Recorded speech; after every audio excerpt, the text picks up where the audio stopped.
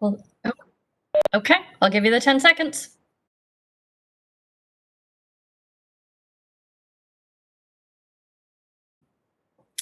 Welcome, everyone. I, Councilmember Walsh, call the August 11th Council Study Session to order.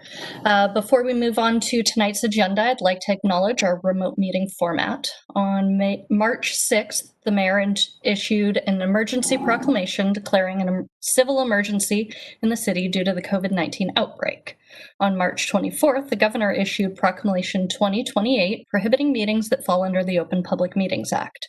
The proclamation has been extended through September 1st. Tonight's meeting, thus, will be held entirely remotely.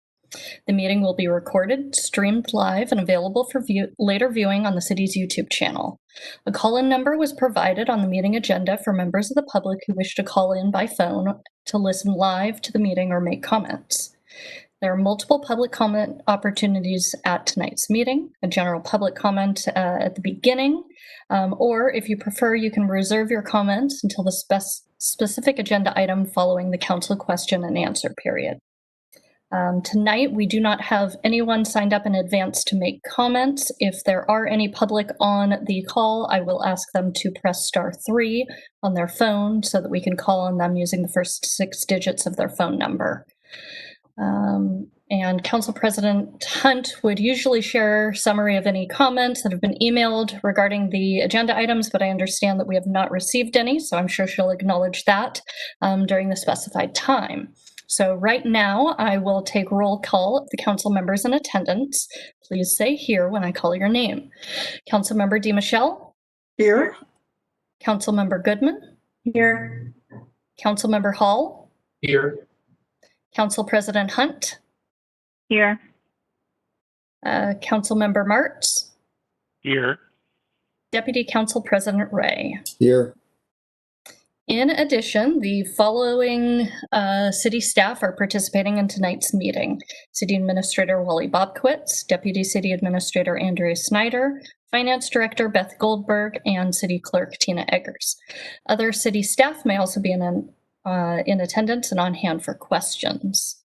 And lastly, before we begin, I'd like to reiterate some meeting guidelines. For all meeting attendees, please speak clearly and pause frequently. State your name each time before speaking.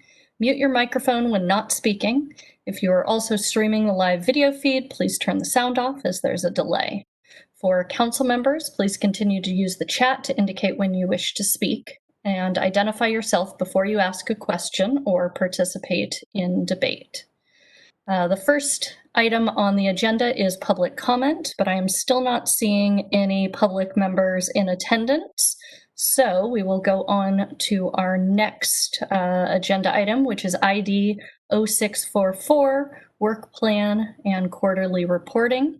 This is going to be a staff presentation and council Q&A presented by Wally Bobkowitz, the city administrator. Wally. Thank you, Councilmember Walsh, members of the council. Good evening.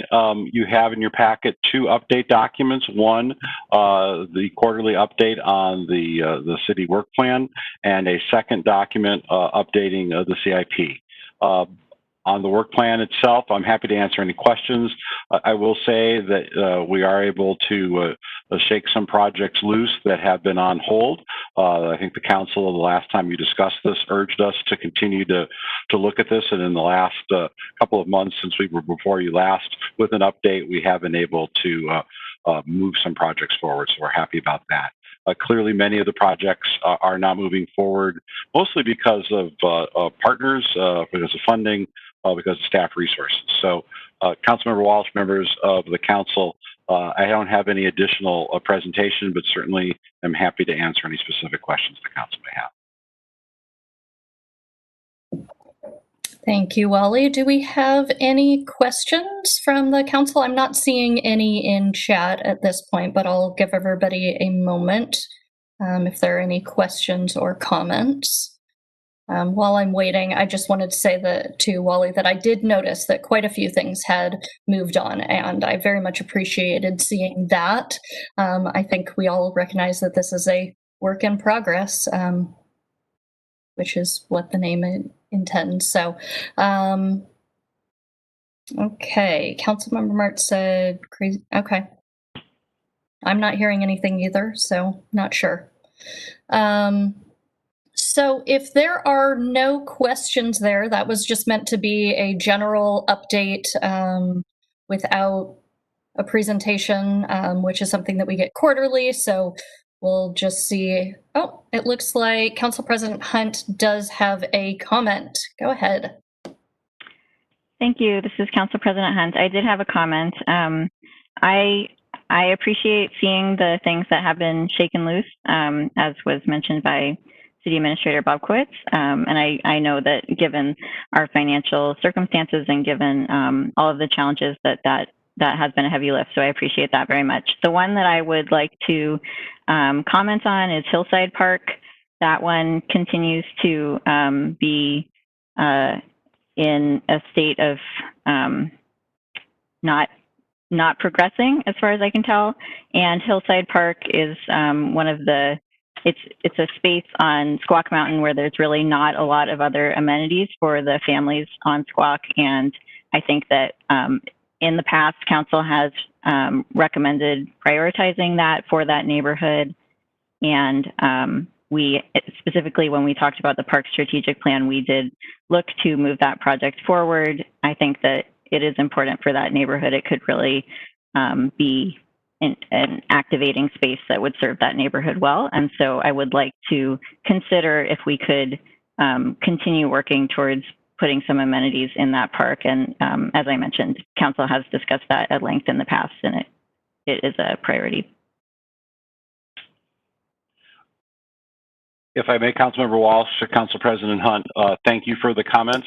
We are working on next year's capital improvement program budget right now, and are looking to see what we can do to move some additional parks projects forward, perhaps using fund balance. So we are looking at that. So it's very timely.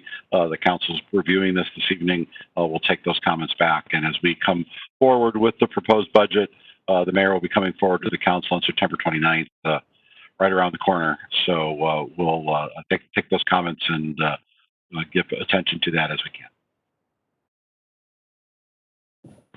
Do you need anything else on that, Council President Hunt?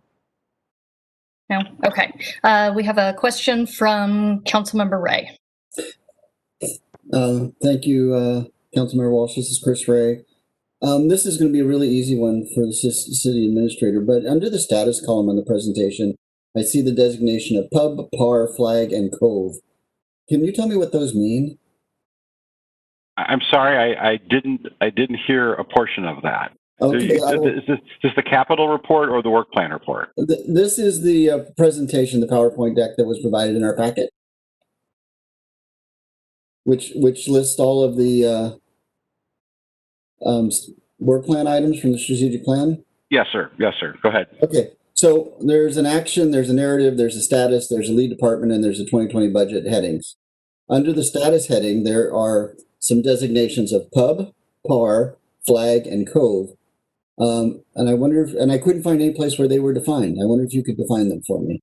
Certainly. They're defined on page 2 of the presentation. This was something that Mayor Pauley asked the staff to add right after COVID hit. Councilmember Walsh, I'm happy just to quickly run through it for the public's benefit. The dollar signs indicate a loss of revenue, budget amendments, changes. Partnership, PAR requires partnership participation. PUB requires significant public outreach. COV, reallocation of staff resources to COVID-19 items, and the flag, potential policy impacts for future council discussion. Thank you very much, and I don't know how I missed that. That's great. Thank you. Okay, and it looks like we have a comment from Councilmember Martz. Thank you. This is Councilmember Martz. I was having communication glitches earlier, but I heard Hillside Park mentioned, and I just want to encourage our city administrator, if you want to read a fun and tangled web, take a look at the communications with council on Hillside Park. They go back 7 years to goals proposed by the council a full 7 years ago with the previous parks director. various times over the intervening years that improvements to Hillside Park have been in the budget. They've been in the budget many, many times. I'm going to say 5 budgets. It could be 6, could be 4, but year after year after year after year, Upper Squak Mountain is graced with wonderful access to rural trails to the top of the mountain, but we have nothing within 500 vertical feet of the majority of the people that live on Squak Mountain for parks for children. And kids have to go all the way down to sea level and then hike back up, which is good for the body and good for the soul, but challenging for a lot of folks. And so anything at Hillside as a walk-in would serve young families on the mountain well. I have said time and time again how much I admire the folks in the Highlands and the rich park system that they have. And if there was even one walk-in park on Upper Squak, it would mean so much to folks in the area. So please, I encourage you to take a look. This is a 6-7 year long commitment that has been deferred time and time and time again. So please consider that as you look at putting together yet another parks work plan. Thank you. Thank you. Okay, and at this point, I'm not seeing any other comments. I'll just wait a second. Otherwise, we're on to agenda item 2, and we're just 12 minutes into the meeting, which is just really working for me. So no public to ask if they want to do comments. We didn't have any emails, so I'm going to move on to item number 2 on our agenda, which is ID 0646, the 2020-2021 revenue forecast presented by Beth Goldberg, our finance director. And so I will hand it over to you, Beth, and see what you got for us. Good evening, council members. If it's August, it means it's time for a revenue forecast. So I'm going to just take a moment to share my screen. Can everyone see that? Okay. Yep. Okay, perfect. So here tonight to present the revenue forecast, and okay, that's not working. Oops, and my phone just went off. Sorry, I'm having technical glitches here. Okay, I'm not able to, there it goes. Okay, so the purpose of tonight's presentation is to share with you an updated glimpse into the general fund outlook for 2020 and 2021. I will go through an overview of the forecast and then talk about throughout the 2020 outlook as well as the 2021 forecast. And then I will also do a survey of key revenue sources, and similar to the forecast that I provided back in the spring, we'll be focusing mainly on those revenue sources that are impacted by the current recession and the downturn as a result of the COVID pandemic. So the first slide is actually an article that I linked to in the March forecast that resonated with me at the time. It talked about how, as the article or the headline says, economists and investors are flying blind in the pandemic, and I inserted myself into that as a finance director. So at the time, it resonated because we had very little data on the actual impacts of the pandemic. Here we are 5 months later, and we do have more data, and the data geek in me appreciates that. But we're still very much flying blind for some of the same reasons. First of all, there are lags in the data. So this forecast that I'm presenting tonight is based on revenues for May and June. And a lot has happened since May and June. For example, June, we started reopening. So there are still some lags in seeing what's happening in real time. So that's just an underlying reality of our circumstances. We also don't know the future path of the virus. When, back in May, there was a thought that we'd quickly move through the various phases of the reopening. That has not happened quite as envisioned. So we're remaining in phase 2. It's not clear when we're going to come out of phase 2. And it's also not clear if, when the fall hits, if there will be additional shutdowns. So that presents some unknowns. We don't know. We've never experienced, as I mentioned in the spring, we've never experienced an economic downturn in modern history because of a pandemic. So we don't know how long it will last. We don't know the shape of the recession, which is a common term used. And we don't know how long it will last and the pace of the recovery. So that makes this complicated. And then we also don't know the federal government response. There's been talk about continuing benefits for individuals and businesses that are struggling in the midst of the pandemic, but many of those have lapsed, and Congress is currently in an impasse. So, having that unemployment benefit is helping people who are struggling. If they don't have that, what impact will that have on the economy? Also, we don't know whether there will ultimately be support for state and local governments. So far, we have gotten minimal support.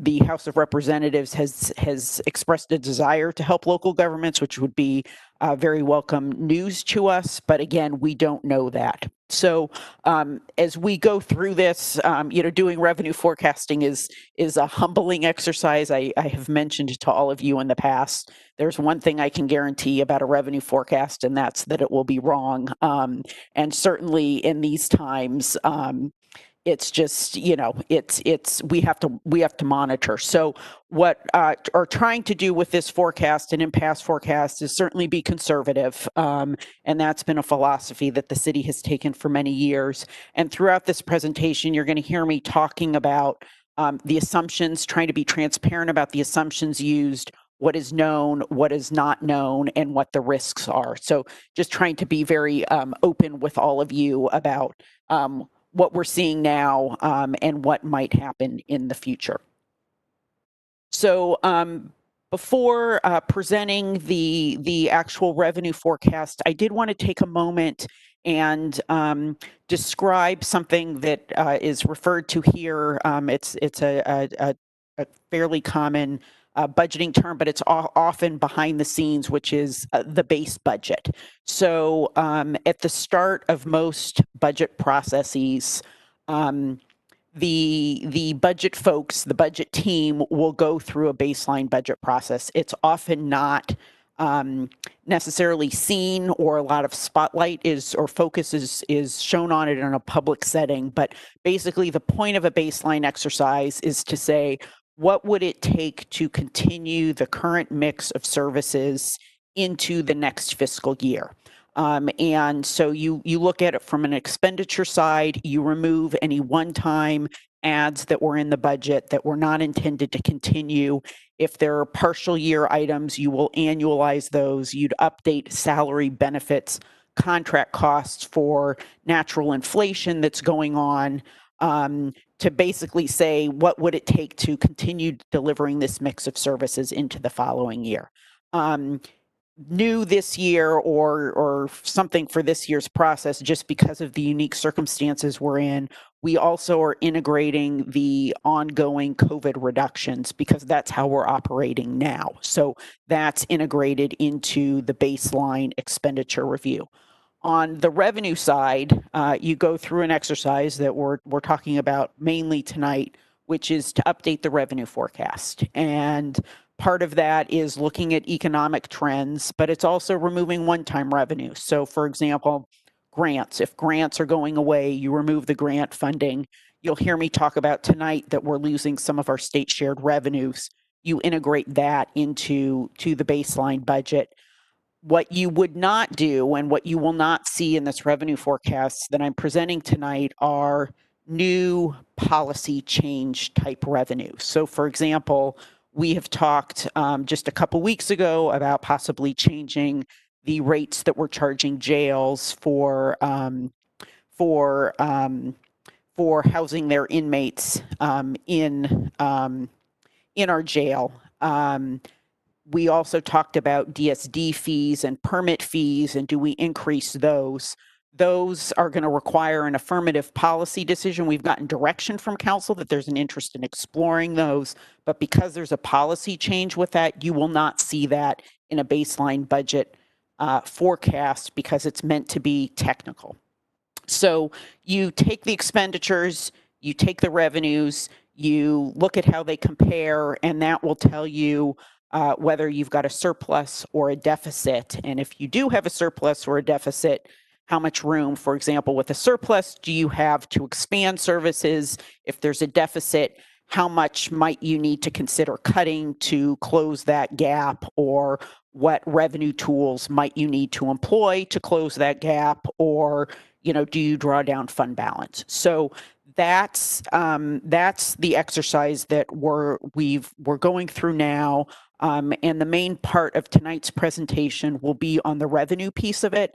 Certainly when we present the proposed budget at the end of December, if there are questions about the expenditure side, staff is certainly happy to answer those questions. And what I'll do is I'm going to pause there and see if there's questions. And I also maybe will point out that I actually can't see the chat box with the presentation on my screen. So Councilmember Walsh, if you wouldn't mind letting me know if there are comments. Yes, Beth, I'm monitoring it, so Okay. that's one less thing you have to worry about. I'm seeing no comments at this point. Okay, perfect.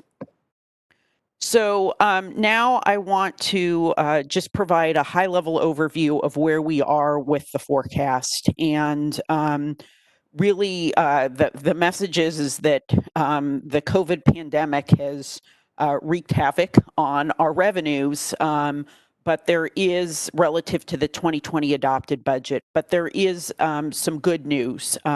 When we did the forecast in March, we honestly did not know what was going to happen. With the benefit of some data for the past couple of months, we've been able to adjust the forecast.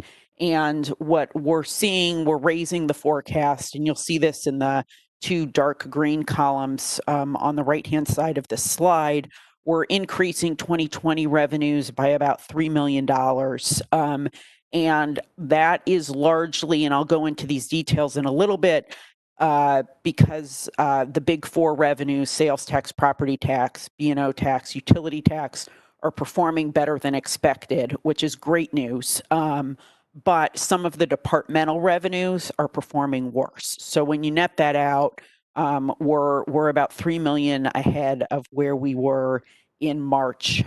We are forecasting modest growth for 2021, and I'll go into those details throughout the rest of the presentation. And then expenditures, this is based on the baseline review, are largely holding steady at $44.2 million. It's not always that you'll see it the same. It's just kind of circumstantial that you're seeing it the same for 2020 and 2021. But the 2021 expenditures here do reflect that baseline exercise that I just discussed. So what this means from a bottom line perspective is that expenditures for 2020 and 2021 are still exceeding revenues. Expenditures are exceeding revenues. But the situation has improved for 2020 since March. So in March, we were anticipating a 3.7 million draw on fund balance. Now we're expecting a $1.6 million draw on fund balance in 2020. And then an additional $800,000 draw on fund balance in 2021 if we made no other changes. In terms of fund balance, our fund balance remains very healthy. As a reminder to council members, our fund balance target sets fund balance at 15 to 20% of expenditures. And as you'll see in the far right columns of this table, we are exceeding that target. So maybe I'll pause there and see if there are questions. We just had a question pop up. Oh, two. Okay, Councilmember Ray. So Beth, recently we had a discussion about funding some of the unfunded mandates we have, and using fund balance as that. Is that reflected in here? Is that going to be reflected, or is that going to be a discussion to take up in the 2021 budget cycle? When you say unfunded mandates, what? I'm talking about the liability we have for unpaid time off and comp time. Okay, yes. So And sick what? time and Correct. things. Yeah. So, and I'm going to cover that later in the presentation. We are recommending that we carve out a portion of this fund balance to cover those liabilities. And there's another slide later in the presentation that I can walk through that in more detail at that time. Great, thanks. I'll wait. Okay, Council President Hunt. Thank you. This is Council President Hunt. My question was also around the fund balance as percent of expenditures. I read in our financial policy that it refers specifically to unassigned fund balance, and so I just wanted to check: is this all unassigned when we're looking at these percentages here? Yeah, so as this is currently defined, this is all unassigned. What we're recommending is that we take a portion of this unassigned fund balance and basically assign it to, piggyback on that terminology, assign it to those compensated absence liabilities. And again, I've got a slide later in the presentation that walks through and shows how that's segmented out. Okay, I'll hold any further questions then. Thanks. Okay, it looks like that's it for now, Beth. Okay, so not going to spend a lot of time on this slide, but this is basically a snapshot of all of the general fund revenues that I'll be covering in other slides. As I mentioned in the last slide, the revenue picture has improved by just under $3 million for 2020, and we're projecting modest growth in 2021. When I presented the forecast in the spring, at that point, we were anticipating a 20% drop in revenues relative to adopted. With the nearly $3 million increase, that 20% drop off declines to 14%. So if you take the August forecast column, that represents a 14% reduction from the 2020 adopted revenues. And as I mentioned again in the last slide, most of this improvement is from the big four revenues, and where you see some weakness is in the departmental revenues that I will explain in more detail. Okay, so first, property tax. And as I mentioned when I've presented this before, certainly when we talked about this after the March forecast, property tax is normally very stable. We are, in March, we recommended taking this down by 10%. Out of a concern that homeowners, property owners, as they are struggling financially, they might miss mortgage payments and property tax payments. We are recommending that we continue to be conservative and assume that. But I also want you all to be aware that the property tax revenue we've received to date is holding. But property tax in Washington State is due twice a year, in April and October. So really what we've received thus far represents, in many respects, a pre-COVID world. So the reason why we're recommending that we take this conservative approach for the rest of this year is really October is going to be the bellwether where we're going to start to see whether people are struggling with these payments. For 2021, we are recommending that we recognize the full 1% growth that is allowed under Washington state law. So there is some upside potential in 2020, but until we see how October performs, it wouldn't want to bank on that at this point. So sales tax. as I've mentioned also before, this is one of the more difficult revenues to forecast, and this is one of the revenues that lags significantly. So we only about a week and a half ago, got data for May, sales tax data for May. And again, as I mentioned at the outset, that was before we moved into phase 2.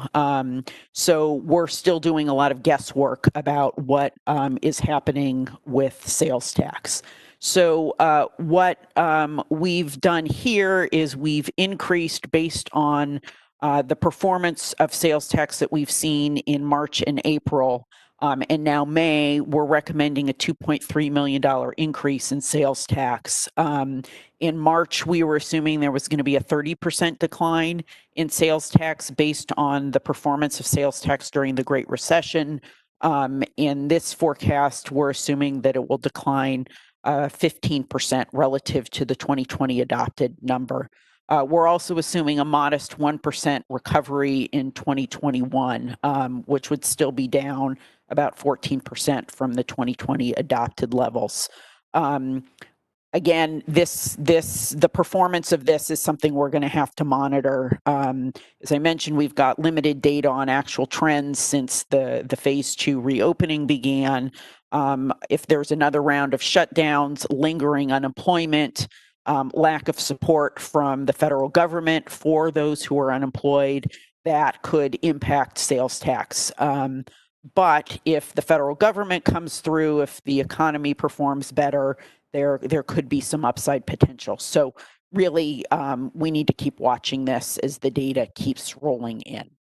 And so to underscore the challenges of this revenue source, I wanted to show you how this revenue has performed month over month, 2020 relative to 2019, because it kind of gives you a little bit of whiplash. So you might recall in 2019, we saw sales tax drop from the previous year in 8 of the 12 months. So there were only 4 months where we performed better than expected.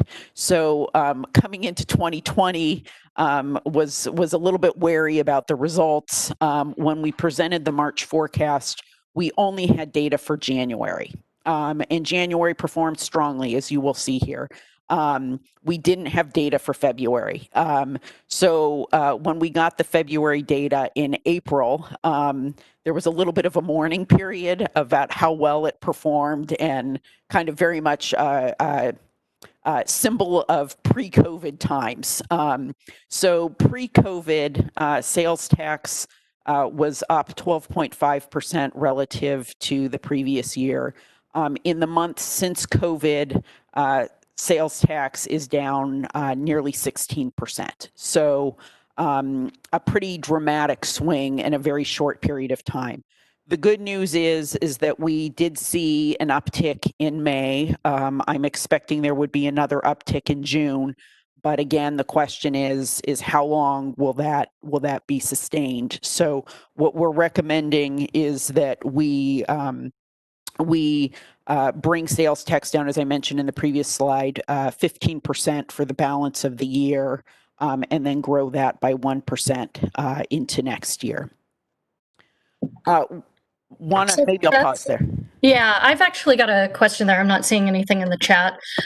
But I know that, November and December are heavy sales tax months because of retail sales. Are we baking into these assumptions the concept that those will likely be low because people have lost their jobs, et cetera? So when developing this forecast, looked at a number of forecasting methodologies, and what I found in my vast almost 2 years of experience here at the city of Issaquah is that we've got a data set of sales tax data month by month going back to 2006. And the interesting thing about the performance of sales tax is, except for a few anomalous years, performance throughout the year at various, junctures throughout the year is actually fairly predictive over that, 14-year time span of what will happen next. So when developing this forecast, did some worst case scenarios of if we repeat these COVID months, what would it be? And then if you used that, the more standard forecasting tool looking back to 2006, what would it be? And it all comes in a span of about $1 million, plus or minus. So I can't predict how November and December are going to perform, but what I can say is that based on what we've seen in the past is, trends up to now or prior to that are somewhat predictive, and that I would guess a plus or minus $1 million swing on this. Again, as we get more data and the closer we get to November and December, I will be able to be a little bit more precise for you. But that maybe gives a little bit of context. Okay, thank you. Okay, so sales tax being the important revenue source that it is for us, I wanted to go through, and City Administrator Bobkowitz mentioned that there might be an interest in some sector by sector details on sales tax. So before going into those details, just want to ground everyone that retail trade makes up the largest portion of our sales tax revenue, followed by construction and accommodation and food service. And then you'll see in this dark green wedge, other. That represents about 20 different sales tax categories or sector categories. So it's kind of the kitchen sink of revenues. So focusing mainly on these big ones because those are the drivers, and that's where we're seeing the trends. So in terms of these sectors, the light blue line represents retail trade, and this is the only sector that is trending ever so slightly up year to date through May for us. The rest of the sectors, construction, light green, accommodation and food service, yellow, and all other, the dark green, are all cumulatively through May down relative to 2019. And what you'll see on this chart is that the blue line retail trade and the light green line construction, you'll see the volatility in those revenues, whereas accommodation and food service in particular, and to some extent all other, the lines are on a slight upward trajectory over this period of time, but it's fairly stable. You don't see bouncing around. So this next slide then is looking to dissect these various sectors of what we're seeing year to date. So what you're seeing with retail trade is that that strong performance that we had in January and February, it was all retail trade. January, we were up more than 10%. February, we were up nearly 40% relative to 2019. And then come March, it went off a cliff, for lack of a better word. We are seeing it pick up in May, and with the reopening, I would expect that to see some improvement, but how much improvement remains a question. Construction similarly was performing a little bit above zero in January and February, and then come March, it again took a nosedive.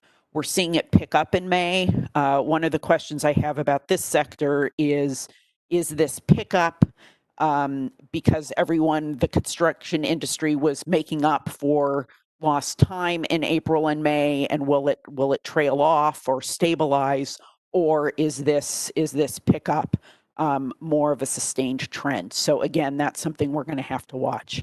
Accommodation and food service is, people aren't traveling, and we're seeing that play out in certainly hotel stays, food service. People can do takeout, but you're not sitting in restaurants quite like you did pre-COVID. So that dropped off, saw some improvement in April, another downturn in May, again, I think we need to see what's going on in May and June and see how that will perform for the rest of the year. And then this all other category is just a complete anomaly. It's topsy-turvy from the rest of the performance of the rest of them. Whereas all of these other sectors were dropping in March and April, this one was actually performing better. And it looks like that's driven primarily by wholesale, professional services, administrative support services, and IT. And so the interesting thing about that to me is that these are all sectors that are likely able to continue to perform in a shutdown, a work from home environment. So that one's a little bit of a curveball from what we're seeing in the other sectors. So I'll pause there before going to the next slide. I'm not seeing any questions at this point. Okay, so now I'm going to move on to the business and occupation tax. And like sales tax, this is probably the second most challenging revenue to forecast. And again, there are similar delays in the receipt of B&O tax data as there are with the sales tax data. So for most B&O filers, their B&O filings and payments are due quarterly.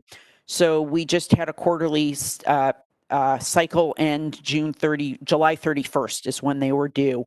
So we're just now getting data representing the post-COVID reality for business and occupation. And what we're seeing is that it has taken a dip, down 13% year to date. And so what we're recommending for this one is that we assume a similar decline for sales tax, a 15% decline for the balance of 2020, and then a modest 1% increase in 2021.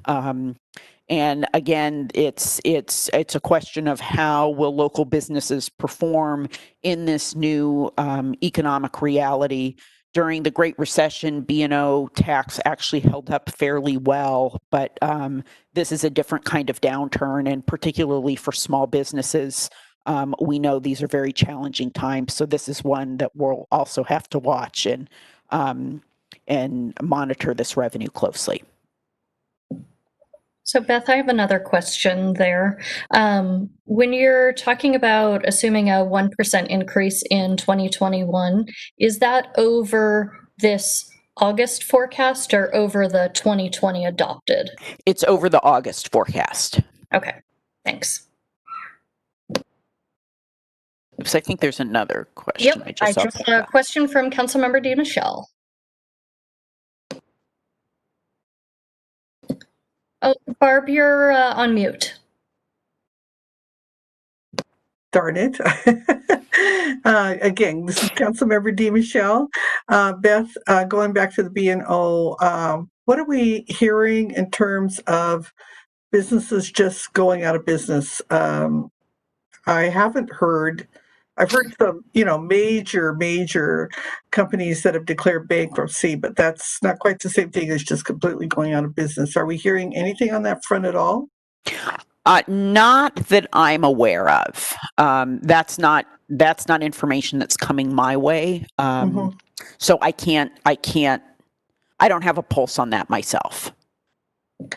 And have we talked to the Chamber of Commerce? It looks like Wally has a comment on that. Oh, good.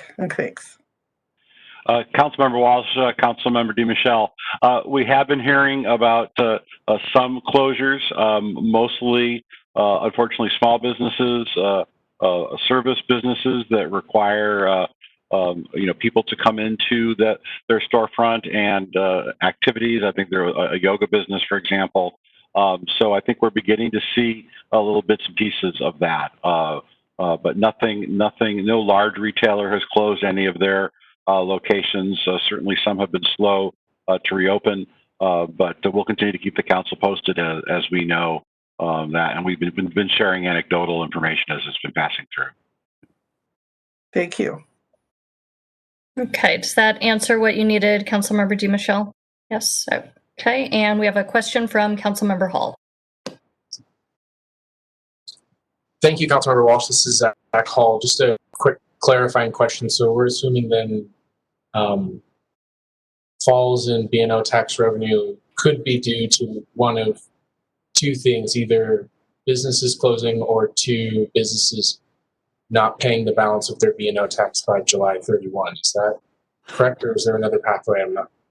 There's another pathway and probably a more likely pathway. And that pathway is that it's a tax on gross receipts or gross income.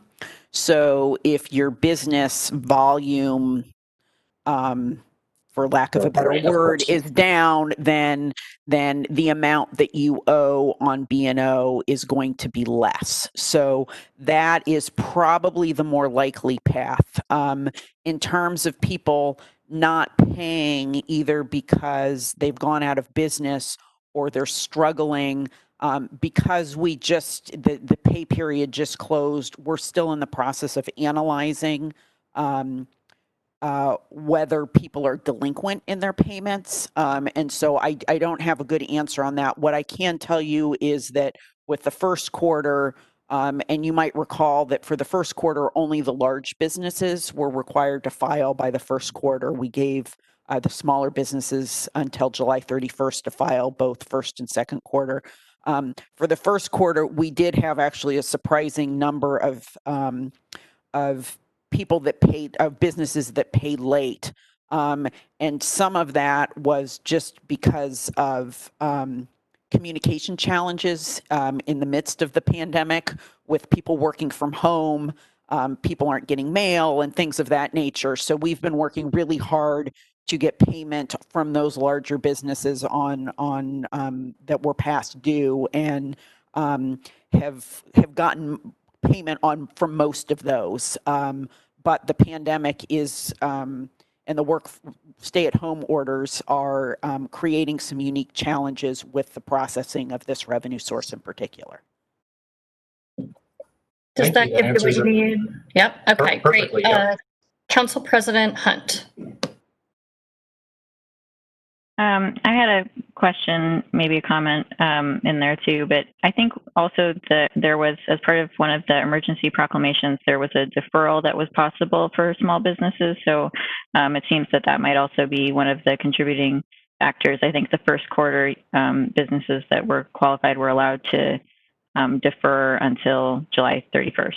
Is that all correct? That's correct. So that 13% decline that I was talking about year to date takes into account those payments through July 31st. So those smaller businesses payments should have come in. But again, because that deadline just passed and it's actually postmarked by the 31st, we haven't been able to go in and figure out how many of those small businesses paid, who might be delinquent. But we did take into account the data that I'm presenting here, takes into account that July 31st deadline. Now, there could be some stragglers that are coming in. So this is captured through the end of July. Another big week for us is that first week of August. And again, because of the timing of the preparation of these materials, we could be seeing some improvement there, but a bulk of them come in prior to the 31st. Okay, thank you. A quick follow-up. When we have the budget that's presented, will the revenue, will we have an updated forecast, especially for some of these more volatile revenue sources?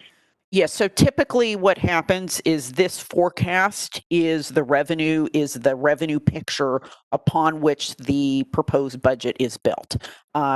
Because we're building that now. There isn't really time with a September transmittal to update the forecast. But what often happens, and I'm not sure how often this has been done in the city of Issaquah, but other places I've worked, you do another revenue forecast in early November if there are swings that could help inform those budget decisions. So that's something, and I'm monitoring the revenues as we go, so we can adjust as need be, particularly given how unusual these circumstances are. Thank you. Okay, I'm not seeing any other questions at this time. Okay, so utility tax. This was a revenue source again back in March. Didn't have a lot of data. Had a concern at that point that again, as people were struggling financially, might they have trouble paying their utility bills and then the related utility taxes. So in the March forecast, we brought this revenue source down by 10%.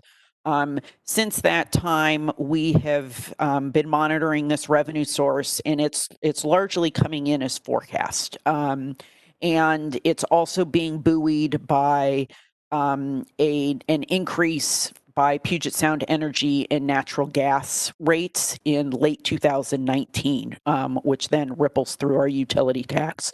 So this revenue is performing better than what we were assuming in March. So we're recommending a $500,000 increase relative to March. It's still slightly down from the adopted levels, but largely holding. And then for our 2021 forecast, we're actually forecasting it to decline, and it has been a declining revenue source for many years. You might recall last fall, we spent a lot of time talking about telephone and cable were are sources of utility tax, major sources of utility tax that are actually a declining source of revenue. So the 2021 forecast assumes that cable and telephone continue to decline as people shy away from cable TV, traditional cable TV, and telephone. And when I speak of telephone, just as a reminder for everyone, that means landlines. It doesn't mean your cell phone. So that again is a relic from a different era. So we're assuming that continues to decline. Okay, so now I'm going to go into what we loosely call the departmental revenues, and the category of planning permits and licensing is largely permit fees and that category of business. In March, we took this down modestly because we weren't sure what was going to happen with more routine business, not your large projects. We had a level of confidence that the large projects that we had in the pipeline would continue, but not sure what was going to happen with more routine projects. Would there be a slowdown in the permitting there? We have not seen that materialize. So we're recommending that we bring this revenue source up based on what we're seeing in actual collections through May. Bring this revenue source up by $300,000 relative to March. That would actually put it about $100,000 higher than the adopted levels. We are then forecasting a decline for 2021, and this is not because of the routine projects, but this is because 2020 is bolstered by a number of large projects, permitting on large projects. That once those are permitted, they won't be permitted again, and we're assuming a smaller number of large projects in 2021. So that's what contributes to that modest decline in this revenue in 2021. Maybe I'll pause there quickly. Not seeing anything coming up. Okay. So the next category is public safety and enforcement. This is largely revenues associated with our police department, our court functions, and we brought this down in March because we were assuming, first of all, a 3-month shutdown at that point, and court operations went on a bit of a hiatus. We reduced jail population to protect inmate safety, and frankly, police resources were directed elsewhere. So we brought those revenues down by about $400,000 in March. Based on what we're seeing in more recent trends, we are bringing this revenue source up. We are seeing now that courts back in operations. We're seeing some activity pick up there. We're also seeing the numbers in our jail from contract cities increase over the last couple of months. So we're bringing this revenue source up in 2020. For 2021, you're seeing a decline relative to August, and that's largely because some important grants and outside revenue sources are not expected to continue. So, for example, we get money through the King County E911 escrow account, and there have been some changes in how those funds are allocated. So we're expecting a couple $100,000 decrease in that revenue source. So that's the primary reason for this revenue source declining. I should point out that we were at the council a couple weeks ago talking about the potential of increasing the rates on our contract cities that use our jail. Those rate increases are not incorporated in here because, again, this is a status quo snapshot. Same applies with the previous slide with the permitting, licensing, fees. Again, that's more of a status quo that doesn't incorporate any additional revenues we would get from increasing those fees. Parks and Recreation, probably more than any other city operational unit, Parks has been the most impacted by the shutdown orders. And when we were here in the spring presenting the March forecast, at that point, we were assuming a 3-month shutdown and that operations would return to the pre-COVID normal. It sounds so innocent when I say that now. But back in April, we thought we were going to return to the pre-COVID normal after 3 months. And how little did we know? So the decreases that you're seeing here for 2020 are really reflective of the fact that the restrictions on operations are persisting much longer than anyone anticipated back in March, and that then impacts revenues. We're expecting operations to be limited also in 2021, which reflects a slight increase from August in revenues, but relative to the 2020 adopted, a pretty significant change in revenues for 2021. So Beth, I've got a question there. I'm not seeing anything else in the chat box, but does our Parks and Rec data, I know we had to do some refunds for people that had prepaid. Have all of those refunds processed through and are reflected in this, or are there potential future refunds, and I'm not talking about one or two, but like a large bunch that we need to be aware of? I think, and normally I would phone a friend on this, but the friend is not with us this evening. But what I understand is that there would be refunds from two things. First, people enrolled in classes, and we haven't opened enrollment up as we've been in shutdown. So a lot of those, I believe, have worked through the system. Where you might see future refunds is more on the facilities rentals. So if someone is planning a wedding at one of our facilities, and they're planning that wedding in November, there's still a chance we'll be open in November. So we haven't issued that refund. But for the recreation, and I should point out here, this slide is focusing on recreation revenues. It's not on the facilities revenues that I'll get to in a moment. For the recreation side, I believe chances are most of those refunds have cycled through the system, and you're certainly seeing in some of the detail lines months with negatives because of those refunds rather than people signing up for recreation programs. Okay, and then a second question that I had there, and then we'll go to Councilmember DiMichele. I know that the Parks Department is looking to make some adjustments for next year for, people's additional childcare needs and all of that. Since those aren't changes that have been confirmed, I assume that's not included in a 2020 and 2021 forecast. Yeah, that's correct. So this forecast is basically assuming Jeff Watling would describe this as a modified phase 2. When the different phases were announced in May, it was very it seemed very linear of what you would do in each phase, but over time there have been some restrictions that have actually eased things, even though we're still in phase 2. Parks has been able to do a little bit more opening than we anticipated. So if Jeff were here, he would describe it as we're in a modified phase 2, moving towards phase 3 operation. And that's what this is assuming we continue on into next year.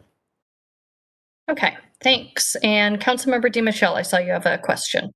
I think I had pretty much the same question. It looks like that's a 50% decrease in projected revenues for Parks and Rec. And so, but as you emphasized earlier, the situation is very volatile. So I am just presuming this is like a worst case scenario projection at this point.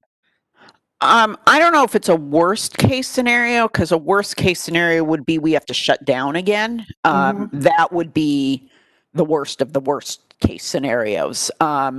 But this is, I would say, more of a conservative scenario. And we're taking that conservative approach because we could ramp up if things, if the reopening goes along faster, or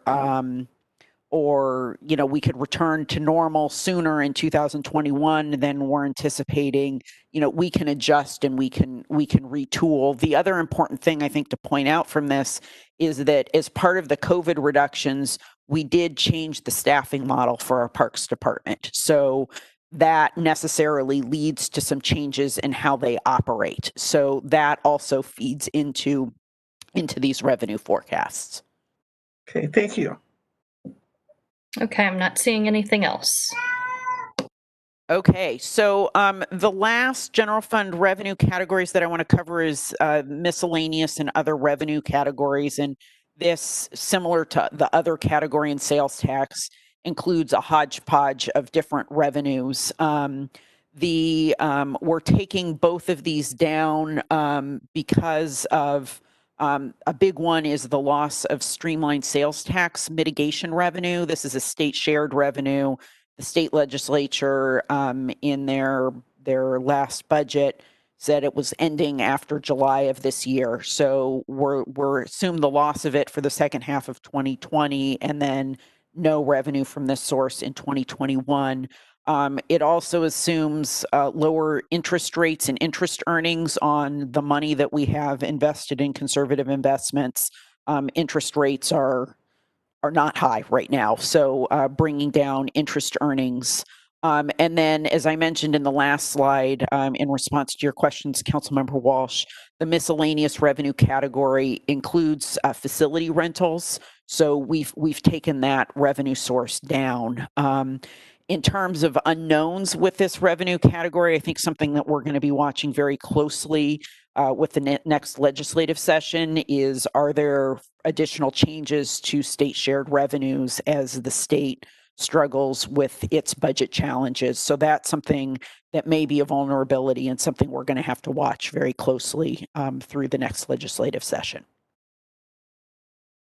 So there were some questions at the outset of impact on fund balance and designations or assigning a portion of fund balance to the compensated absence liability that we were talking about. So the purpose of this slide is to show how that plays out. And so the top the light green portion of this shows anticipated ending fund balance year to year, starting with 2019 year end and moving forward to the 2021 forecast. And what you will see is that we're projecting with this forecast that 2021 would end with a fund balance of $12.6 million. What we are going to be recommending with the proposed budget is that we carve out or designate or assign, there are a variety of words you can use, but carve out, designate 3 million of this, which is the equivalent of the general fund obligation for compensated absence liabilities. And we designate that or reserve that for that purpose because we know it's a real liability that we will have to pay over time. And so if you do that, that leaves 9.6 million of undesignated fund balance. So that's how the math on that works in terms of the percentages, because our policies talk about fund balance as a percentage of expenditures. If you take the total numbers before designating this portion for compensated absences, we would end 2021 based on this forecast at 28%. If you designate that 3 million, that undesignated balance then drops to 22%, which is still in excess of the financial policy target. So I'm going to stop there because I suspect there are questions. There are indeed. We'll start with Councilmember DiMichele. Thank you. This is Councilmember DiMichele. First of all, I very much appreciate this approach because for me, it gives me a much better picture on what is really available to us in the fund balance. And so I want to commend you for proposing this. I do have some questions about how does this actually work? You talked about that we would pay these compensated absent liabilities over time. Do you know how? Is this a continuing obligation that we have over many years, or is this a one-time thing that we pay off over the next 5 years, or how exactly does this work? And then I have another question after that. Okay, so these are obligations on the book. So this is vacation time, for example, that people have accumulated over the course of their employment with the city of Issaquah. When they leave, our personnel policies say, okay, you get that payout of that vacation time.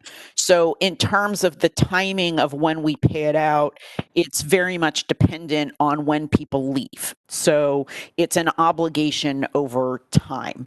The city over the course of years, and we've ratcheted this up even this year, has the city used to have very generous leave policies and leave balance policies.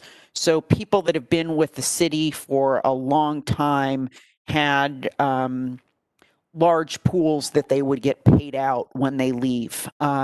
We've changed a lot of those policies. Some of them, even this year, we changed. For example, eliminating comp time for exempt employees was a change that we made in June, that council adopted in June. So that starts to is we've reduced the generosity of our leave programs, and as longer term employees leave, the amount of this liability is going to shrink. But there is always going to be some level of liability, because you're always going, as long as we exist as an employer, you're always going to have employees that have these balances, and the natural cycle of employment is people depart. But the hope is, over time, as our policies have become less generous, the dollar amount required to be set aside is going to shrink. And this would be set, we would look at this, several times a year to say, as we're updating the budget, to say, okay, is the liability still 3 million, or has it shrunk, and would adjust accordingly? So does that answer that part of your question? It does, yes. I was just, over time, are we going to have a set amount that we will know, or is it going to shift? And so that you did answer my question. And then my other question is there anywhere else in the budget that you're thinking that we may have obligations that need to go into this fund balance? Or is this going to be pretty much it? So I guess the first way I'll answer it is, this is the general fund liability. So what we will be doing with the budget is we will also be through our other funds. So for example, the utilities have similar obligations. So we will be making a similar designation in those funds. In terms of other things, other bow waves, things that we're worried about, there are. So for example, the fleet fund, the general fund hasn't been contributing to the fleet fund because the fleet fund has a healthy fund balance. So we've been spending that fund balance down. That's been great. That's been helping the general fund through two challenging budget years. But at some point soon, that fund balance is going to run out. So I would expect for 2022, we're going to have to start looking at, okay, what does the general fund owe to the fleet fund? For something like that, I wouldn't necessarily recommend having a designation in fund balance because it's a little bit nearer term. But as we're projecting the budget out and the sustainability of the budget and looking at how revenues are recovering post-COVID, we're going to have to keep that in mind. Okay, thank you very much. Okay, our next question is from Council President Hunt. Thank you. This is Council President Hunt. My question was also about the timing of this. It seems to me that another way we could make sure to designate funds that we know we will need to spend, but we also know that we won't need to spend them all at once would be to put aside a certain amount of money for the next X number of years and do something like a projection as we've done for all of the other revenues that we've been looking at this evening, and generally, looking into the future, projecting those costs forward. And so I wondered why we wouldn't do something like that for this. That is certainly a strategy that you could use. You could carve out, you could do a projection of number of employees that will leave in a given year and number of payouts in a given year, and just have that as an ongoing expense on the expenditure side. The advantage of doing this as part of fund balance is that there is a one-time element of this, of when you pay out, particularly for longer term employees that are leaving under the more generous plans. We know we have just some big hits from when those employees leave. And so for those reasons, that actually lends itself more to a fund balance rather than do you set money aside, because it's hard to predict also when those employees would leave. When you get to a more stable period, then, I think you could look at something like setting some money aside. From my perspective, when I got to the city and I understood what those obligations were, I was frankly surprised that there wasn't some sort of strategy of, are you setting money aside? Are you reserving it? I was surprised that there wasn't. So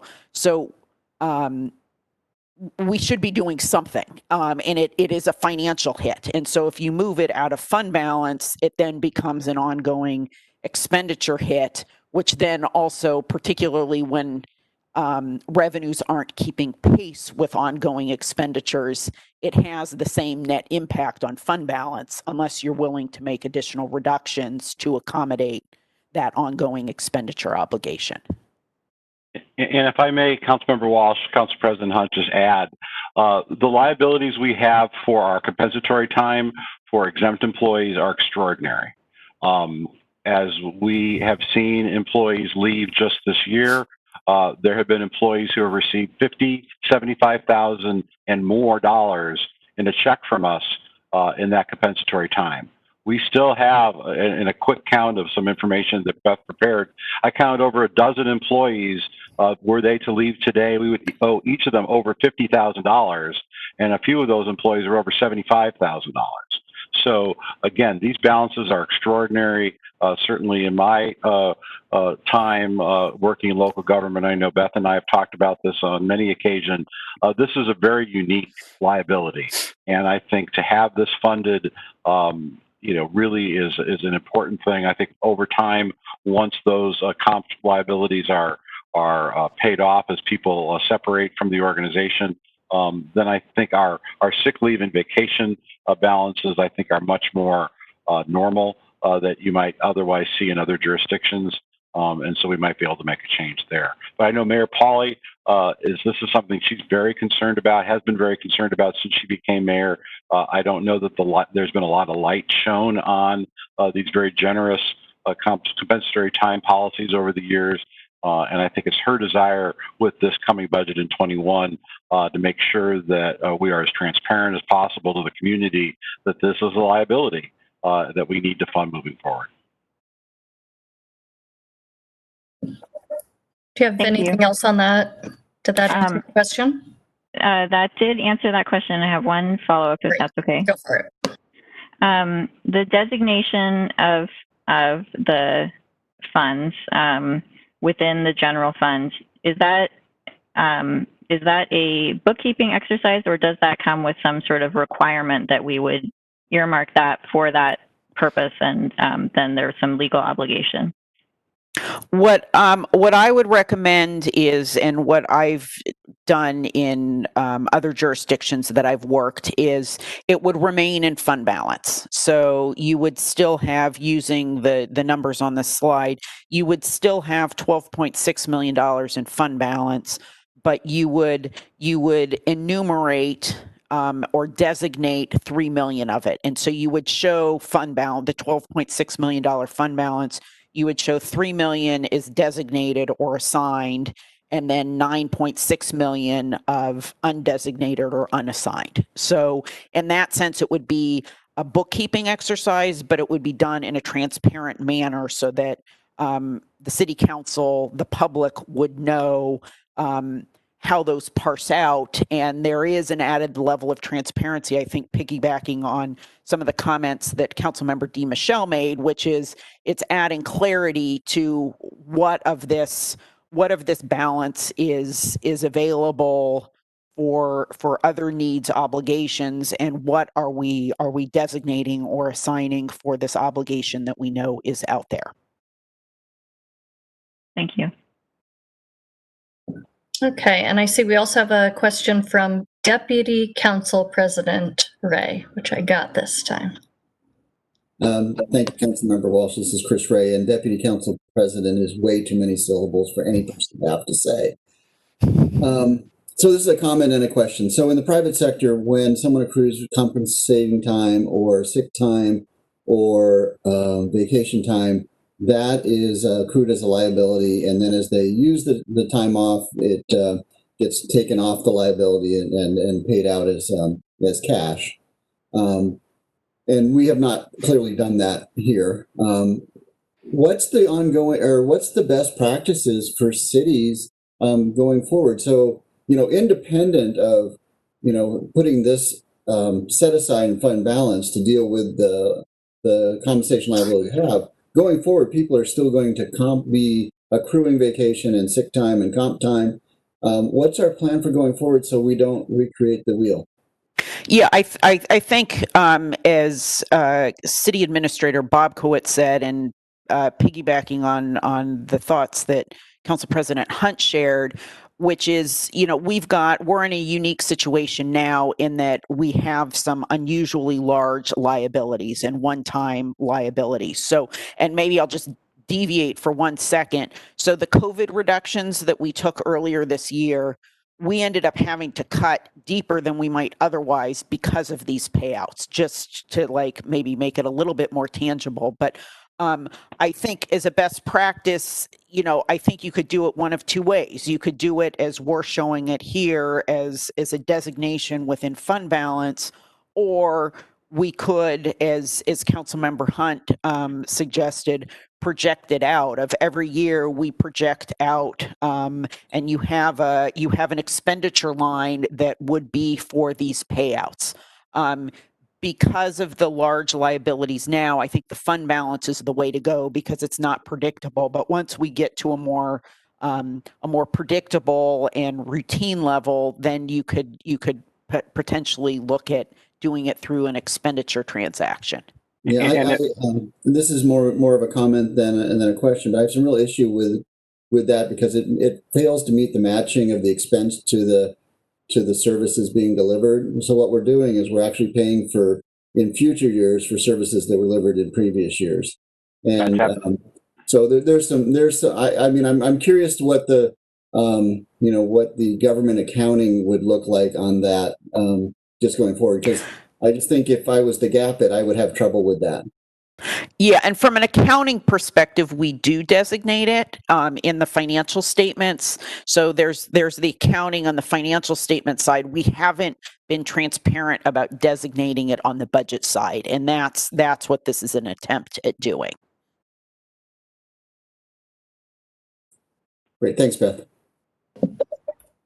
Okay, and I am not seeing any other questions on the here, although this is obviously a change and something we're interested in. So if no other questions, we'll let Beth go on to the next slide. Okay, so that concludes what I wanted to cover on the general fund. And now I want to provide a quick overview of some of these other key revenue sources that we're concerned about given the economic contraction. And the first one I want to talk about is REIT. And as I have mentioned to all of you before, REIT is an extraordinarily volatile revenue source. And this chart here shows what happened in the years following the Great Recession. From the year 2006 through 2011, REIT revenues dropped. Sorry, can I interrupt just a moment? Because I know we have two council members that haven't gone through budget. Could you explain what REIT is and, why it is, how it comes to the city? Yes. So REIT is real estate excise tax. It's a tax on real estate transactions, both residential and commercial real estate transactions. And the money comes to the city. State law is written in such a way that it is largely used for capital projects, street projects, parks projects, some general government capital projects. There is some ability to use it for operating costs, but most governments don't use it for ongoing operating costs because of the volatility that you are seeing on this slide. That to the extent that you're tying it to ongoing operating costs, you have less flexibility to adapt to these fluctuations. The city of Issaquah is unique in this regard in that we are allocating a large portion of our REIT revenues to ongoing costs in the form of street operating costs. Our pavement management program relies on it. We also use it to fund IT servers upgrades and replacements, which is also an ongoing need. So we're using a fairly large chunk for these ongoing operating costs. So REIT is a revenue source that when it's going well, it's great, but when it declines, you're feeling the pinch. So what you'll see from this chart, as I mentioned, is that it declined sharply in the years following the Great Recession. And then since 2011, we've been on a general upward trajectory. But what you'll see from the spikes in this chart is that it varies from year to year. So, for example, 2017, there was a spike. We ended the year over 5.5 or over $5 million, close to 5.5 million. 2018, it dipped again. 2019 performed well again. So this is a difficult revenue to project, and one that requires some care. And I see there was a question from Council DeMichelle, so maybe I'll pause there. Sure, Councilmember DeMichelle. Thank you. And Beth and I have talked about this before, but I have been concerned about the pavement management program and the fact that it's on a 65-year cycle, which to me was already very concerning. And when I look at these numbers and realize how dependent that fund is on this, I'm just wondering what, will we be addressing this during the budget cycle? This fund seems to me to be in real trouble at this point. Yeah, so maybe what I could do is let me show you. Yes, it is something to be concerned about, but maybe let me go through a few more of these slides to show you what we're projecting, and maybe I'll say also in response to your question is, fortunately, this is a fund that has a healthy fund balance. So that will buy us some time with this, but if we're in a sustained period like we were after the Great Recession, where this revenue source dips, that fund balance only lasts so long. So we've got to be measured about how we use fund balance. The real estate market has been, just to use a technical term, weird. And I'll show some slides that show that we've seen a significant drop off in this revenue source since COVID. But I will tell you, about an hour before this meeting started, I got REIT data for July, and it performed extremely well. So I give up. But joking aside, this is a revenue source that I think we need to be very careful about and very mindful of. And 1 month does not make a trend. So I'm not saying that we throw everything out and start over again. But we saw a very strong July after seeing some dismal April, May, and June. So that fund balance, is going to be a very useful tool for us, but we've got to be measured about how we use it because of just the sheer unpredictability of this revenue source. And Beth, I'll just chime in there. I think part of that question for our newer members of council is kind of, when do things come up? And so I know you've got a slide at the end where we kind of talk about the calendar and the schedule, but I think it's also important to understand when we can expect certain levels of data and the ability to kind of ask some of those policy questions. So we should be able to address that at that point. Yeah, and certainly we're in the process of taking this revenue snapshot and looking at the various expenditure demands on it, and that will be part of the proposed budget. So at that juncture, council will have an opportunity of, are you satisfied with how we've allocated REIT in the proposed budget? Fund balance, I know, will likely come up. But that's the juncture. Yes. So thank you for pointing out. That's the juncture where there would be a more specific conversation about those pavement management needs. The main message tonight is this revenue source, will give you whiplash. Okay. So shall I go? Yep. I'm not seeing any other questions. Okay. So on to the whiplash. Here's the whiplash. So,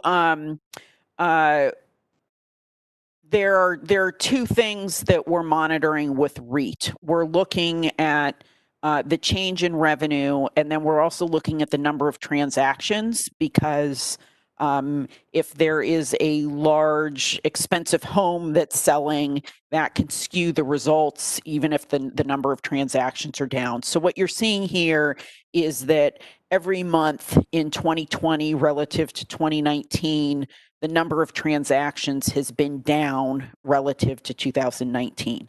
On the revenue side, you're seeing some variability that 4 of the months are down, 2 of the months are up, but for a net reduction of 22.5% in revenues. Slightly lower decline than the number of transactions, and that is likely reflective of the fact that real estate prices are holding. In fact, they're increasing. If you've read recent articles in the Seattle Times, home prices in the King County region are remaining very, very strong, in large part because the supply is down. So I think you're seeing that definitely play out on this slide, with a reduced number of transactions, meaning supply down, and for those properties that are selling, the demand is high, which is putting some upward pressure on the price, which is dampening the decline in the number of transactions. But what you'll also see here is just, significant declines in April and May, and then some improvement in June, and then this crazy result in July that I just got. So I'll just tell you it's crazy, but I haven't been able to digest it yet. But again, overall trend decline in this revenue source. Another variable that makes this revenue source hard to forecast is commercial real estate transactions. So you can have a large commercial property sell, and it will be it's a boon to your REIT revenues. So what this slide is attempting to show is that since 2017, routine transactions, your routine home transaction, has actually been relatively flat in like the $3.7, $3.8 million range. And where you're seeing the spikes is entirely dependent on these large commercial transactions. So in 2017 and 2019, we had a number of large commercial transactions, and that ended up boosting our REIT collections in those years by about 30%. So it makes a big difference, the extent to which commercial properties are selling. That's important in this environment, particularly for office buildings, because there are real questions about the future of office buildings, and the pandemic has changed how people have worked. And will people return to offices when this is all over, or will these changes in work habits continue? And if that's the case, then we could see some real weakness on the commercial real estate transactions. So that's something to be mindful of as we're looking ahead. So in terms of the forecast in this for this kind of crazy revenue source, we are recommending that we take this revenue, or I shouldn't say take it, basically hold it flat to where we were in March for 2020. And then we're recommending another decline for 2021. And, you know, this is intended to be conservative. You know, we'll have to keep watching this revenue source, but what also will help us weather this is a very healthy fund balance. It's in excess of $5 million. So that's going to help us weather the volatility and also potentially sustain some of these ongoing costs that we know are priorities for the community as we look to the 2021 budget. I'll pause there. So far, I'm not seeing any questions. Thanks. Okay, so another revenue source that is impacted by the pandemic is our camera enforcement revenues. So I believe that council members are all aware that we operate some speed enforcement cameras near the high school. And those cameras only operate when school is in session. So we in March took this revenue down in recognition that schools were going to be closed for a period of time.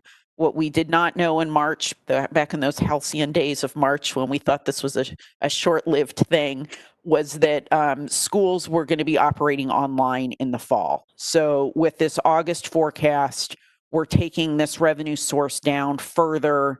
And then for 2021, we're assuming that schools operate under a hybrid model starting in January and continue to operate under that hybrid model through the end of the 2020-2021 school year, and then are back fully operational in time for the 2021-2022 school year when hopefully this is behind us.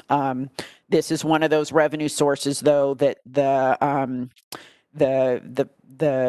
future trajectory of the virus reopening plans will very much impact this revenue source.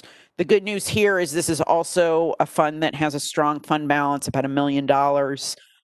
And the 2020-2025 CIP that council adopted last year only had a small number of projects that were drawing on this revenue source in 2021. So while we're seeing declines in this revenue source, and that's unfortunate, this is not one of the funds that's keeping me up at night.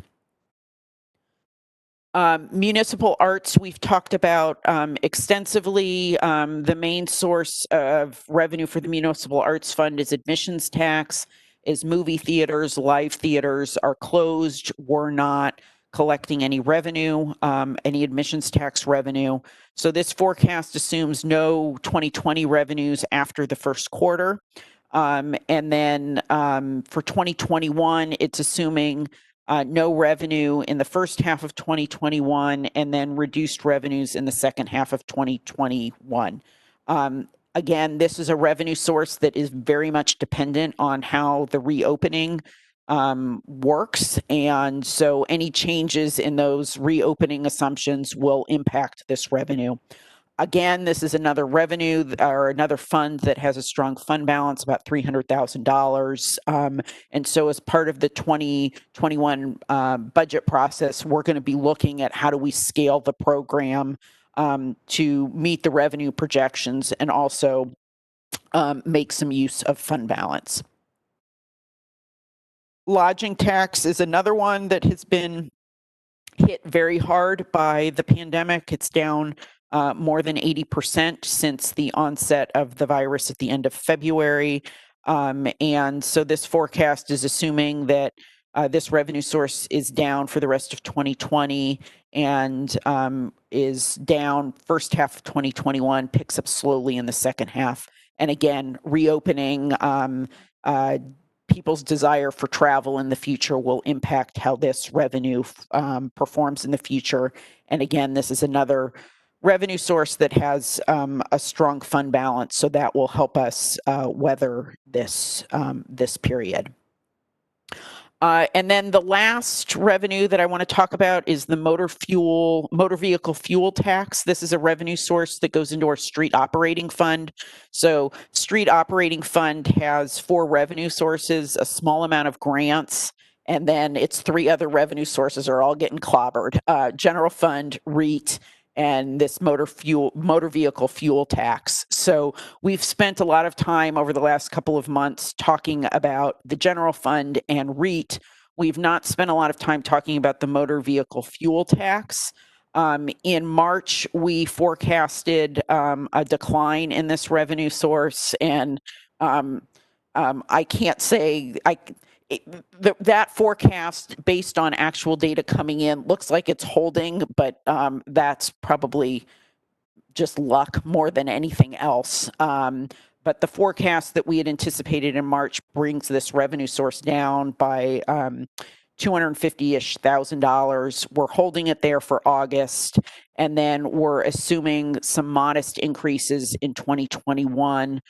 The long-term performance of this revenue source is really going to depend on driving patterns, and similar to people changing their work patterns and need for commercial office space, this might be a revenue that has got some long-term impacts. If people continue to work from home in a certain extent, driving patterns will change, and so the collection of this revenue source may be weakened over time. So we'll have to watch that as well. I have a question there, Beth. Do we receive data on this and our payouts from the state monthly, quarterly? What's the lag time? I believe we get this quarterly, if I remember correctly. So have we received data since March that suggests that we were on track with our projection? Yeah, we have. So we've received 2 quarters of data, and including a slice of post-COVID data. So that factors into this forecast. And what we did for that forecast is we certainly forecasted, or for August, we looked at, okay, the drop in March and April was more steep than what we'll see moving forward. So we are assuming a little bit of an improvement for the rest of the year because people are leaving their houses a little bit more. You're seeing a little bit more traffic. Okay, thanks.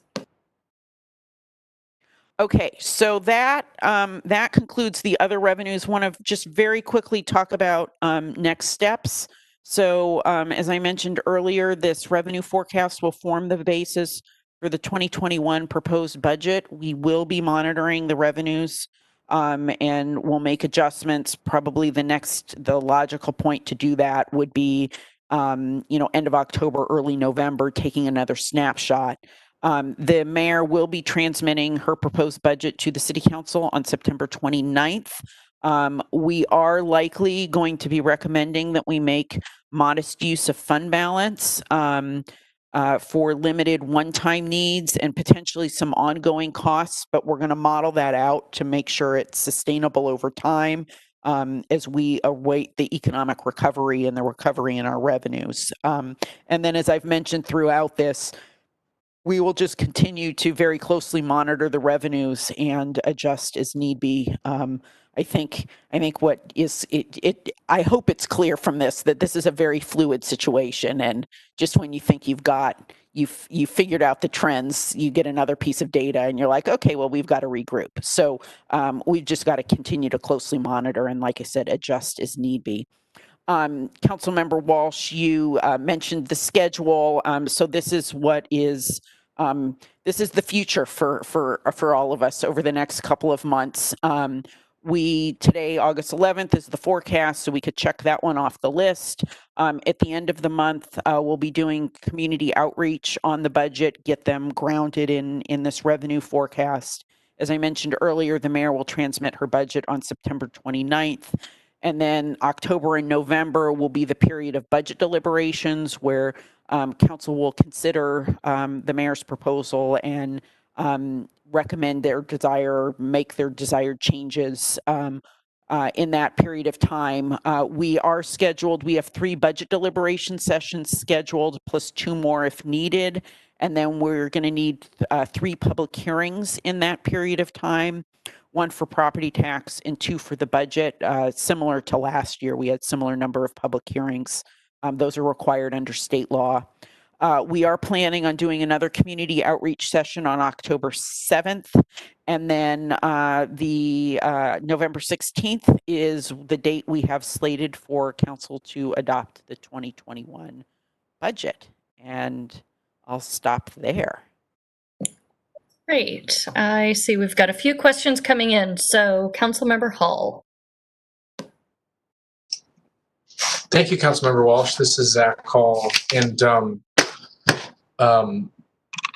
Director Goldberg, thank you so much for all this really detailed information. Super helpful, especially for a new council member like myself. I love diving into these details, so I so appreciate it. I am particularly and have expressed interest in the past in these community outreach sessions. And I think during the last meeting we had, talked about adding more community outreach for when the budget comes out. But I was curious about what this initial community outreach will look like in terms of discussing the forecast and, before the proposed budget is transmitted.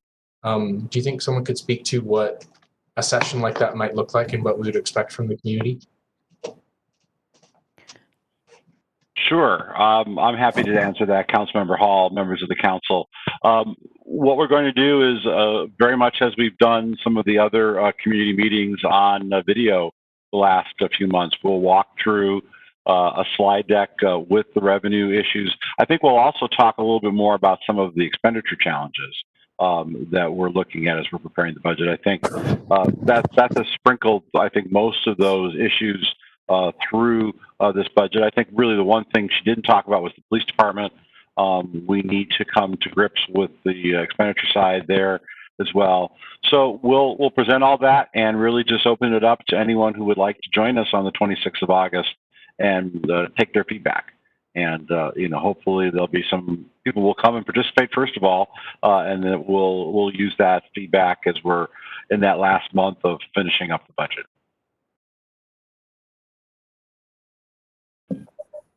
Does that answer your question, Councilmember Hall?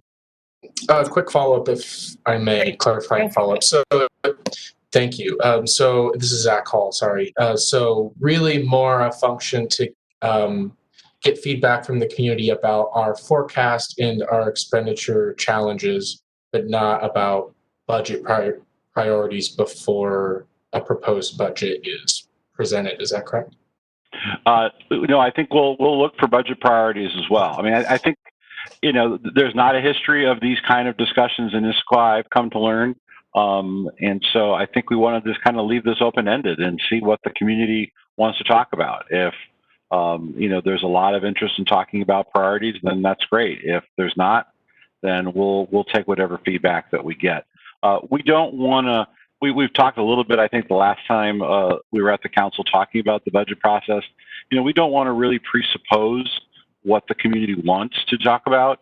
I think we just want to have a forum that's flexible enough to get the feedback people want to share with us. So I think that's the hope for the 26th, that October 7th community outreach, kind of the same thing, but then using the template of the actual proposed budget to get feedback as well. I mean, Mayor Pauly's very into transparency, and as we've talked over the last few months with her about this, I think her view is to take advantage of what we've learned with these video meetings, that we're getting people who perhaps would not otherwise come down to City Hall at 7 o'clock on a Tuesday night to participate in a meeting, but are comfortable either calling in or using the video. So I think we're going to see what happens, and we'll make adjustments as we go forward in the years ahead. But it's really important to hear what people have to say. I love it. And I love that we have an outreach meeting on the 7th because it's my birthday. So that'll be a good birthday party. Wow, that's going really far, but okay. I see that we've got a comment and question from Councilmember DiMichele. Thanks. This is Councilmember DiMichele. I wanted to circle back to the question that Council Deputy President Ray asked. And I thought that he was trying to get, this is about the fund balance. And I think that I heard in his question at any rate that he was trying to get at what have we done that this never happens again, that we don't have these huge balances at the end. And I know that we've changed as part of our COVID response, we changed our comp time policy on some of the contracts. And I'm just wondering if City Administrator Bobkowitz could talk to what we have done so that we change our policy, because I believe we have done a number of things that will make that different in the future.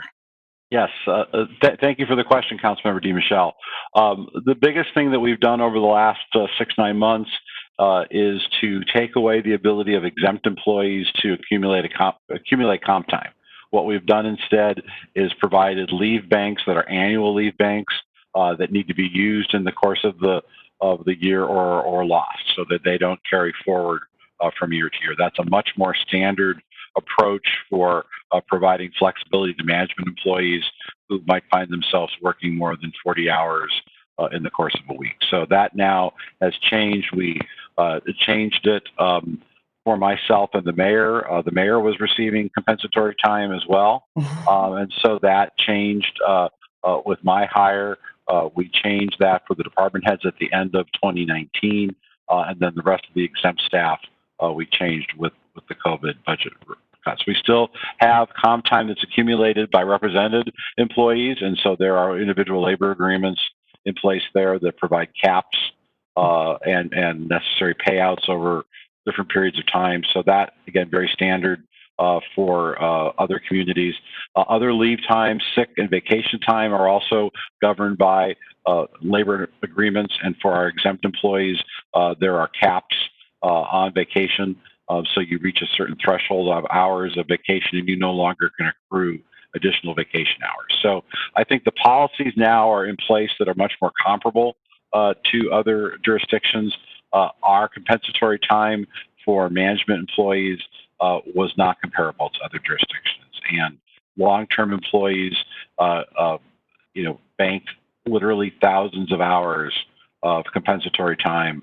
And those longer-term employees, as they have separated from us, have left with payouts not unusual to see 75, 100, in some cases over $100,000 in compensatory time, sometimes accumulated over 10, 20 plus years of service to the city. So that is concluded.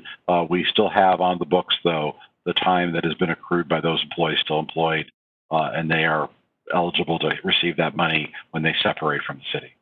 Yeah, thank you very much. And I'll just quickly conclude by just saying thank you, Beth, and thank you, Wally. And this is a lot of hard work, and I appreciate the presentation. Thank you. Okay, I see that we've got a few comments on there. I think this is basically the end of your slide deck, so we're looking for feedback on that. And are there any specific questions or any specific areas where you're looking for feedback other than just general thoughts? Again, I think general thoughts are very welcome. I think Beth is kind of giving you an outline of where things are. Again, we're looking just for feedback. We have the schedule in front of you, and you'll see this again then when Mayor Pauley proposes the budget on the 29th of September. Okay, then I'm going to go on to comment. So, Council President Hunt, you said you had a comment? Yes, thank you. This is Council President Hunt. I have two groups of comments. The first is on the community outreach, and I very much appreciate the desire by the administration to reach out with the budget at an early phase as well as a later phase. I think that that is smart and definitely will I think the community is engaged on the budget already, much more than I have seen in past years, and I expect that we will get a lot of good feedback. I would like to request that it be considered to have some less formal or less maybe an online survey, something where people could not have to call into a meeting. Definitely we've seen good engagement at the virtual meetings, as was mentioned, but I also think that there might be people who aren't able to call in or aren't able to make that time available in the evenings to attend a meeting, but might want to comment on the budget. And so I would like to provide those those other opportunities for more informal comments, such as by one of our online survey platforms, if that would be possible. And then secondly, my comments are on the general fund and the reserves. I am concerned that we have a financial policy that sets our reserves at 15 to 20% for the unassigned fund balance. And for anyone who wants to follow up on this with me, it's section 2.3 of our financial policies. And some of the proposed uses for that include providing temporary resources in the event of an economic downturn, and also emergency response for, and then it lists a number of emergencies and says other catastrophic failures.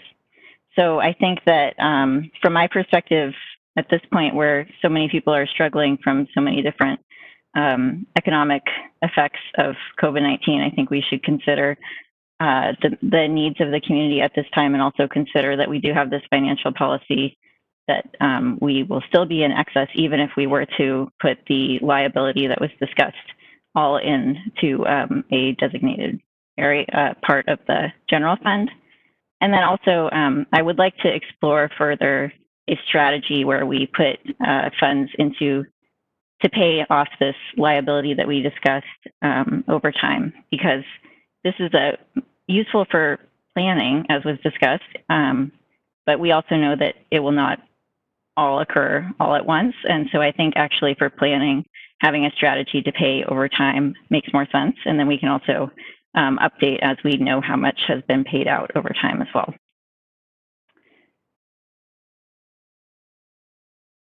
That concludes my comments. Thanks. Okay, and we've got a few other comments. Councilmember Goodman. Thank you, Councilmember Goodman here.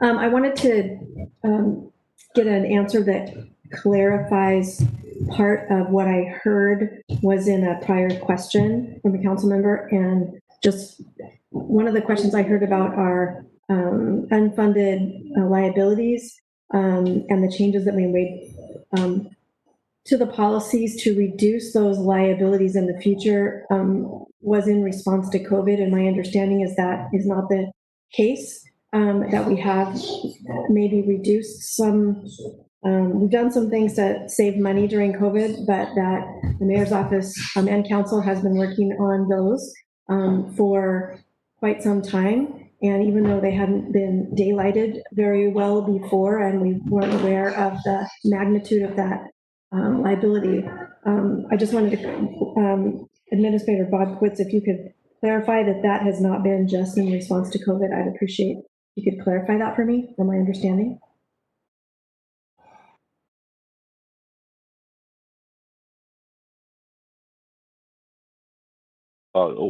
Specifically what you're looking for. We have Mayor Polly certainly has been focused on this liability long before COVID. I think the issue with COVID only has sped up the work that we were already starting to do with other exempt employees. So that's the issue. The liability had been identified by the mayor. Certainly, again, my understanding coming in recently was identified long ago and was something that she felt needed to be addressed and something she wanted to do as mayor. So it's something we've been working on. It was just accelerated to finish the process because of the COVID crisis. Great, thanks. And then my comment is, I too am happy for the outreach that we're doing to the community and the opportunities that having virtual meetings allows in terms of folks being able to participate virtually, so they don't have to come down to City Hall. And my one concern is that, we have worked hard over the past few years to have a strategic plan and a housing strategy action plan and the other plans that we have. And I'm not sure how to explain it, but my concern would be if we just open up the floor to what do you sort of the question is, what do you think we ought to focus on that has the potential to upend or completely reprioritize certain things. And while that is not, I'm not suggesting that reprioritizing is a bad thing, I do think that the public would need to know at some point before decisions are made what that means so that they can make informed comments and so that the council is better informed about what the community wants. I'm not sure if I've explained that very well, but if we just ask, what do you think we ought to focus on? Then maybe the next disclosure or question is, do you still agree with that, knowing that we might not be able to do, A through S over the next 3 to 5 years? So that's just a comment and a general concern that if we're going to change priorities, I think the community needs to be involved, just as they have been involved in setting our priorities, but they also need to know what the effect is. Thank you. Okay, I think I don't see any other comments, so I'll go ahead and throw mine in. This is Councilmember Walsh. At this point, I'm going to throw my thoughts in also on the community outreach. I think the budget and understanding the directionality and the different sources of revenue and different departments and all of that is a really difficult thing to come in as a community member who hasn't been paying attention to the budget. And so I would just ask that if we're going to do it, we do it at a high level to get feedback and do it in an engaging way. I really appreciate it in the past. I think I've said the park strategic plan was asking, if you had $100, how would you allocate that? And I think that builds into it some of these ideas of trade-offs so that it's not just a focus on, well, what should we be doing more of without what would we have to do less of? And so if there's a way that we can do that either through an outside survey, through one of our tools, or during the meeting, being able to ask questions about ranking priorities, I think that gives people a way to provide feedback without necessarily having to be able to state in their own words, this is what I care about, because sometimes that's hard to pull out if you're not given options. So that would be my ask there. And it looks like we've got another comment from Councilmember Goodman. Thank you, Councilmember Goodman here. I really like that suggestion that Councilmember Walsh just made, and that is giving people a choice among choices. And since we have a strategic plan, maybe one idea is to somehow give the community choices based on that. Thank you. Okay, so seeing no other comments at this time, I'm going to ask Wally and Beth. Well, first of all, thank you for all of the information, as usual, Beth. And I think we all look forward to an engaging budget schedule coming up. Do you guys have anything else that you need from us or want from us before you're doing the community outreach on the 26th? I'm seeing shaking heads. No, thank you. Appreciate the council's questions, and we'll continue to move forward. Okay, so at this point, that's the last item on our agenda. So I will just say to the public, since there's nobody on the call at this point, if you have any feedback for us on these agenda items or anything else coming up, you can always email us at citycouncil@issaquahwa.gov. We very much appreciate the feedback. And with that, I will count us adjourned at 8:31 p.m. Thank you.